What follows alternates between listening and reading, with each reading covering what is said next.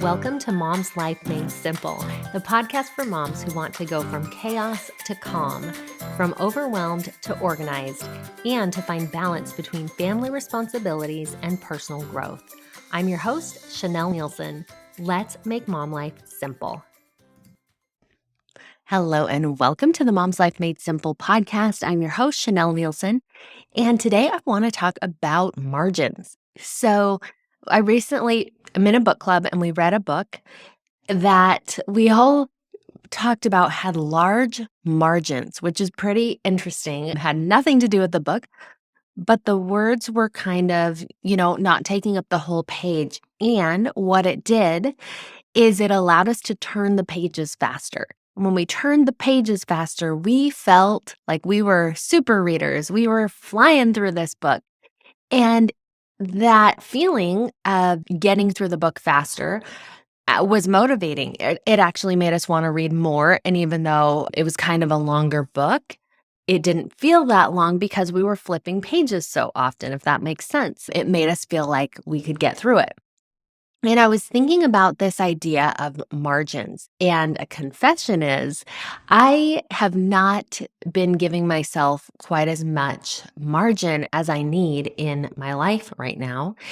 And because of that, I've been a little stressed, and I don't like that. And so I wanted to talk about where in life we can give ourselves margins and why this makes a difference. So I came up with 4 areas that we can allow ourselves to have more margins. Number 1 is margins with time.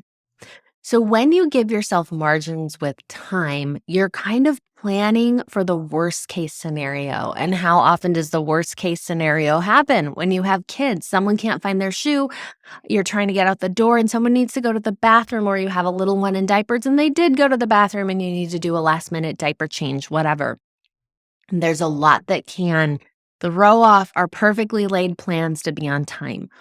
So we can create margins around time. One of the ways that we do this in our family is with church. So we live about 10 minutes from the church, and church starts at 10:30. So what time do you think we leave to go to church? When is our leaving time? If you said 10 o'clock, you are right. We leave for church at 10 o'clock. That is a big margin because I want to be to church on time. And even though the plan is to leave at 10, sometimes we don't always leave at 10. Sometimes one of those things goes wrong that I mentioned, or someone forgot something they needed to bring and need to run back in for it, whatever. If the time to leave for church is 10, that gives us a 20-minute margin for any of that stuff that comes up. And we're always on time to church because we have that large margin. That works with anything with time. And the more important something is, the more margin you want to give it. Now, an area where I haven't done this well, my son is playing pickleball, and it probably takes 10 to 12 minutes to get to pickleball. And in my mind, because it's a really trafficy time of day, I always forget about the traffic. I always think, oh, it's not going to be trafficy. It'll take 10 minutes. That's what I think in my mind, that it's going to take 10 minutes to get to this part.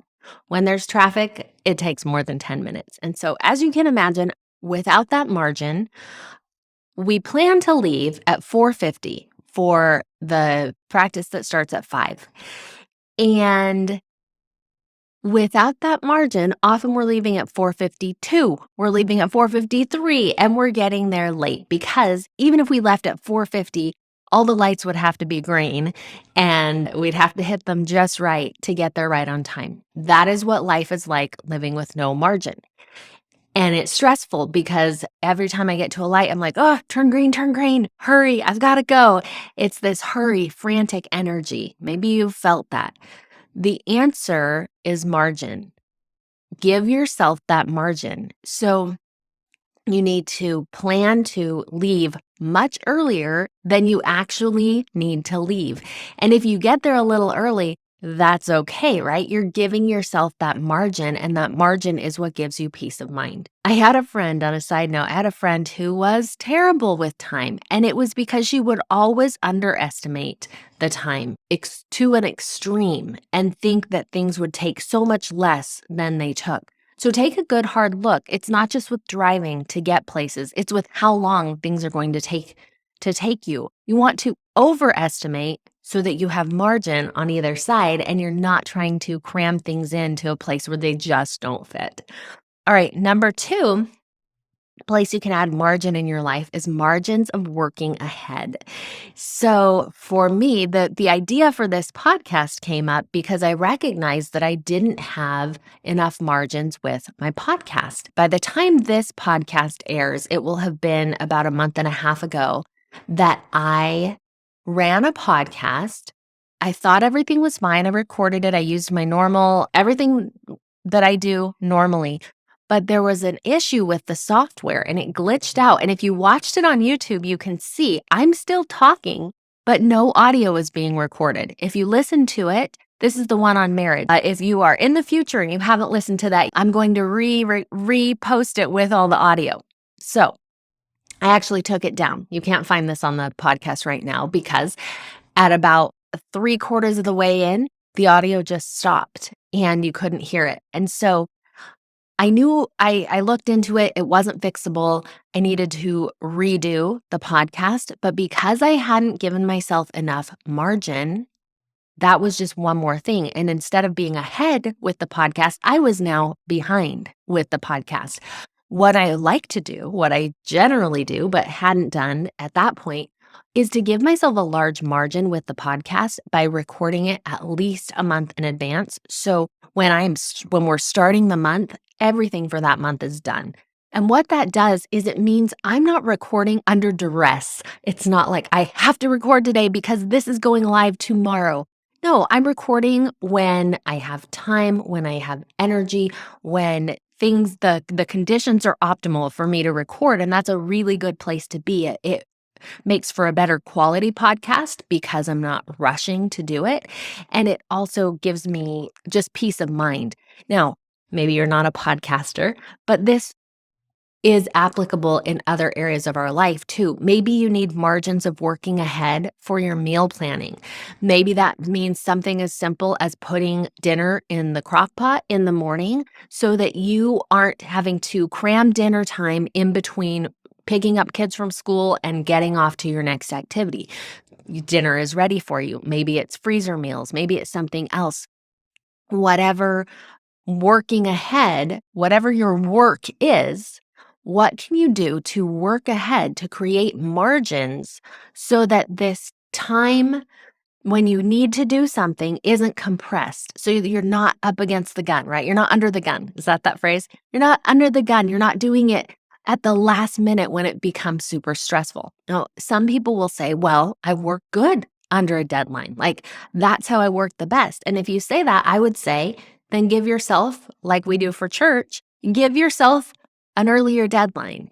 Because what that does is you can still work under a deadline. It's not like I'm saying, oh, kids, we don't need to leave for church until 10:20, but let's leave early, right? It wouldn't happen. It doesn't happen. We create a false deadline, an earlier deadline, knowing that that deadline is the deadline that's going to give us peace of mind because we're working ahead. And then if something comes up, we're able to have that margin that we need to work around whatever came up in our lives. Okay, number 3 area to give yourself margin is financial margins. Savings, having a rainy day fund, having some money set aside for things that are going to come up. This is not living paycheck to paycheck, not having to wait to pay this bill until this comes in and the stress that comes with that. Financial margins. This is something else. I'm laughing a little as I say this because this summer we did not give ourselves enough financial margin. We went on a big family vacation and we redid our kitchen and we thought it was all fine. And it all worked out. We had the money. We didn't pay any interest, but we had this big looming credit card bill and we did not have a lot of margin. And living without a lot of margin is a lot more stressful than giving yourself the room and the space and knowing you have a backup plan. It feels so much better. Sometimes money is tight. I get that. So how can you give yourself margin if money is tight? Well, you still can. It's a choice that you make. Okay, I'm going to put a little aside in savings and not live off of everything that I have. And I'm going to go without this thing, whatever that thing is, to give myself margin. Last one, number 4, is relationship margins.